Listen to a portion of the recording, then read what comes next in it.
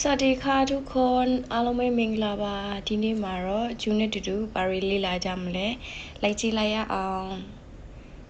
လိုချတ်အယတာဥပမာစာကြောင်းနေနဲ့အာဟာရနီလိုချတ်ဒီဒီစားတော့ဆိုင်ကအယတာအရန်ကောင်းတယ်กลิ่นหอม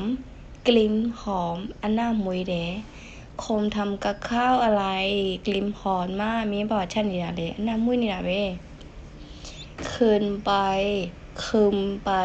งานตัวเด้ส้มตาลนี้คืนไปหน่อยที่เต็มที่เรางานในงานตัวเด้หิวมากไปสาเด้ตอนนี้ฉันหิวมากงานไปยันสาเด้เครื่องดื่มเต้าเสียคนจะเอาเครื่องดื่มอะไรမင်းတောက်ဆရာပါယူမလဲสวัสดีค่ะအားလုံးပဲနားလည်မယ်လို့ထင်ပါတယ်ဘိုင်ဘိုင်ค่ะ